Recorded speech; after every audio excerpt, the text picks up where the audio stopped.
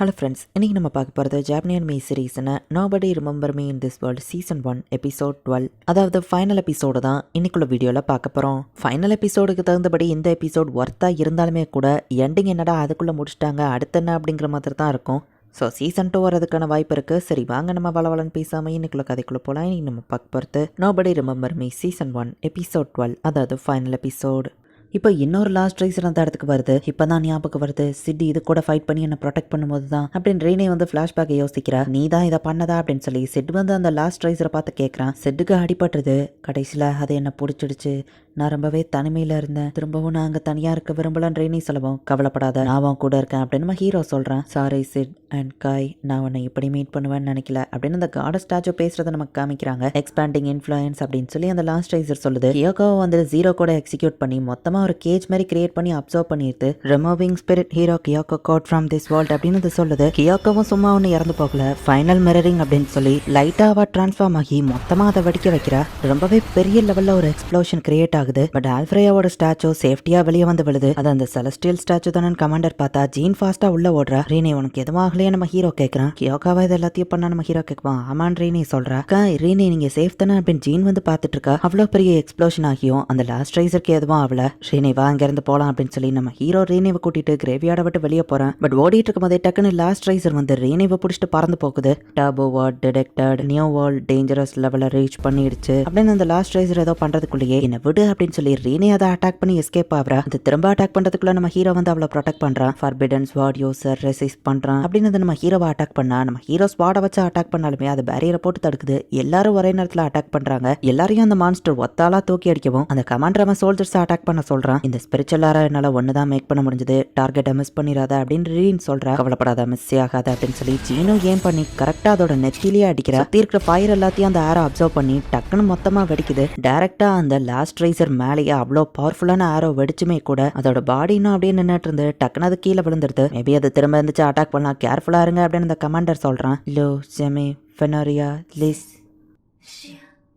அப்படின்னு அந்த last riser ஒரு சோகமான பாட்டை பாடிட்டு இருக்கு. பட் அது பாட்டா பாடாம வார்த்தைகளா தான் சொல்லிட்டு இருக்கு. எக்ஸிக்யூட்டிங் வேர்ல்ட் ரீஇன்கார்னேஷன் ஸ்டேஜ் 2 அப்படின்னு சொல்லி அது சொல்லுது. சுத்தி இருக்கிறவங்க யார் பேசுறதும் நம்ம ஹீரோக்கு கேட்கல. கமென்சிங் செகண்ட் லெவல் ஷிஃப்ட் அப்படின்னு அந்த லாஸ்ட் ரைசர் ஸ்டார்ட் பண்ணவும் நம்ம ஹீரோவை சுத்தி இருந்த மத்தவங்க காணாம போயிருந்தாங்க. Authorisation granted, alternate code, over writing strongest hero அப்படின்னு அது சொல்லுது. பார்த்தா சிட்டோட கோடு ஹோல்டரையோ சிட்டையும் அது க்ளோன் பண்ணி இந்த இடத்துக்கு கொண்டு வந்திருக்கு. அப்கோர்ஸ் இது உண்மையான சிட் கிடையாது தான், பட் சிட்டுக்கு ஈக்குவலான பவர் இந்த க்ளோன் கிட்டயோ இருக்கும். ராத்தி இது எல்லாத்தையும் தூரத்துல இருந்து பாக்குறா. செட் நீ தப்பு பண்ணி எங்க விதியை மாத்திட்ட, பட் நான் விட்டு கொடுக்க மாட்டேன். மித்திக்கல் பீஸ்ட காப்பாத்த என்ன வேணா பண்ணுவேன் அப்படின்னு ராத்தி சொல்றா. கமன் சிங் ப்ராஃபட் செட் அப்படின்னு அது ரோபோட் வாய்ஸ்ல பேசவும், லாஸ்ட் ரைசர் நிறுத்திக்கோ, எதனாலும் நான் மன்னிப்பேன், பட் ஒரு க்ளோன் நீ எப்படி சிட்டோட நேமை யூஸ் பண்ணலாம் அப்படின்னு நம்ம ஹீரோ டென்ஷன் ஆகுறான். நீ ஒன்னும் செட் கிடையாது அப்படின்னு சொல்லி ரேனேவும் வந்து அட்டாக் பண்றான். ஃபைனல் என்டிட்டி ரேனேவை கேப்சர் பண்ணணும் அப்படின்னு சொல்லி அவன் ரேனேவை பிடிச்சிருந்தான். ரேனேவை ஒழுங்கா திரும்ப கூடு அப்படின்னு சொல்லி நம்ம ஹீரோ அட்டாக் பண்றான். பட் அது ப்ராஃபட் செட்டோட க்ளோனுங்கிறதுனால ரொம்பவே ஸ்ட்ராங்கா இருக்கு. அப்ப நம்ம ஹீரோ ஒரு ஃபிளாஷ்பேக்கை யோசிக்கிறான்.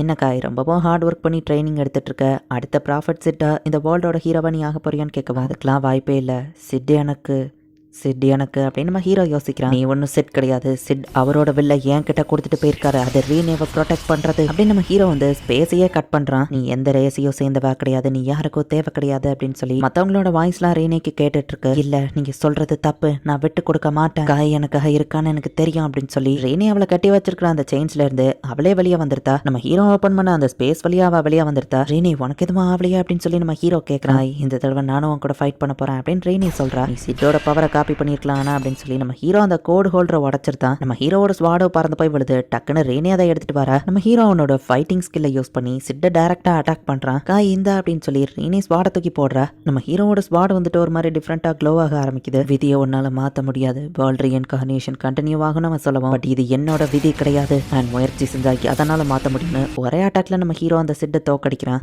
இப்ப சிட்டும் காத்தோட கலந்து சாம்பலாயிருந்தான். வேர்ல்ட் ரீஇன்கார்னேஷன் அது என்னாச்சு அப்படின்னு சொல்லி நம்ம ஹீரோ பார்த்துட்டு இருக்கும்போது ரேனி மேல பறந்துகிட்டு இருக்கா. அவ ஏதோ சொல்றா, பட் அது என்ன நமக்கு காமிக்கல. திடீர்னு பார்த்தா பிரைட்டா ஒரு ஒளி வருது. நம்ம ஹீரோ சின்ன வயசுல கிரேவியார்டுக்கு போயிருக்கும் போது மேல இருந்து கீழே விழுந்து சிட்டோட ஸ்வாடை டச் பண்ணிருப்பான். அந்த சீனை நமக்கு காமிக்கிறாங்க. அப்ப நம்ம ஹீரோ அவன் ஸ்வாடை டச் பண்ணப்போ ரேனேவா மீட் பண்ணிருப்பான். என்ன காப்பாத்துங்க அப்படின்னு சொன்னதை கேட்டு இப்ப நம்ம ஹீரோ கண்முழிச்சு எந்திரிச்சு பார்த்தா ரேனே நம்ம ஹீரோ பக்கத்துல தான் உட்காந்துருக்கா. நல்ல வேலை உனக்கு எதுவும் ஆகல அப்படின்னு சொல்லி அவன் நம்ம ஹீரோவை கட்டி பிடிச்சிக்கிறா. ஹாய், நான் உன்னை பத்தி எப்படி ஃபீல் பண்றேன்னு இப்பதான் எனக்கு புரியுது. நான் அவன் கூட இருந்தா ஹாப்பியா இருப்பேன்னு நினைச்சேன், ஆனா நீயும் என்ன விரும்பணும்னு நான் ஆசை ஆசைப்படுறேன். ஸோ சொல்லு காய், நீ என்னை பத்தி என்ன திங்க் பண்ற அப்படின்னு சொல்லி ரீனி கேட்டுட்டு அப்படியே கண்ணை மூடிட்டு கிட்ட போகவும் ஜீனோ ரீனோ அந்த இடத்துக்கு வந்துருந்தாங்க. இது நியாயமே இல்லை அப்படின்னு சொல்லி அவ ரீனியை தள்ளி விட்டுருதா. நீ 3 நாளா தூங்கிட்டு இருக்க, ஓகே தானே அவங்க கேட்கவும் 3 நாளாவா நம்ம ஹீரோ கிட்ட. ஆமா, லாஸ்ட் ரைசரை நீ டிஃபீட் பண்ணிட்ட, அன்கான்சியஸ் ஆயிட்ட. ரீனேவும் மயக்கத்துல இருந்தா, பட் கொஞ்ச நேரத்திலேயே எந்திரிச்சிட்டா அப்படின்னு அவங்க சொல்லிட்டு, ஆனா ரீனே இதுதான் சான்ஸ், அவன் எந்திரிச்சோன்னு நீ அட்வான்டேஜ் எடுத்துக்கிட்டலன்னு ரீன் கேட்கவும், ஜி நீ கூட தான் நைட் ஃபுல்லா அவன் கையை பிடிச்சிட்டே இருந்த, ரீனே நீயும் தானேன்னு கேட்கவும் அவங்க 2 பேரும் வெக்கப்பட்டு நிக்கிறாங்க.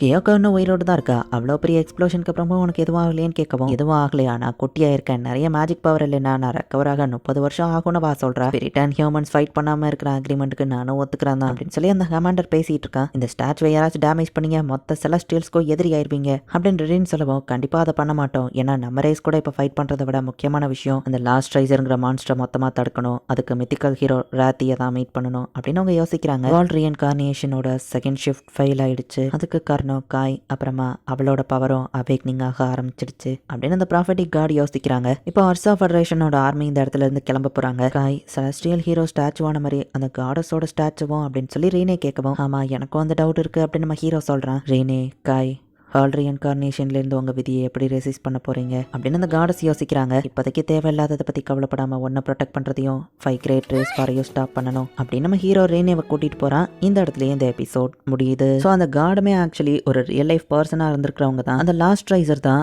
ஆல்ஃப்ரையாவை எப்படி ஸ்டாச்சுவாக மாற்றி வச்சிருக்கோம், அதே மாதிரி அந்த காடையும் ஸ்டாச்சுவாக மாற்றிருக்கு. காடஸோட ஸ்டாச்சு கிராக் விட்டு அந்த காடஸ் வெளியே வர போகிறாங்களா, என்ன தான் நடக்க போகுது அப்படிங்கிறது சீசன் 2 வந்தால் தான் தெரியும். சீசன் 2 வந்தால் கண்டிப்பாக நான் தமிழ் டப் பண்ணி போடுறேன். அண்ட் உங்களுக்கு இந்த வீடியோ பிடிச்சிருந்தது அப்படின்னா லைக் பண்ணிட்டு அப்படி மறக்காம நம்ம சேனலை சப்ஸ்கிரைப் பண்ணிருங்க. தேங்க்யூ ஃபார் வாட்சிங். பாய். இன்னொரு புது அனிமேல ஃபர்ஸ்ட் எபிசோட்ல மீட் பண்ணலாம்.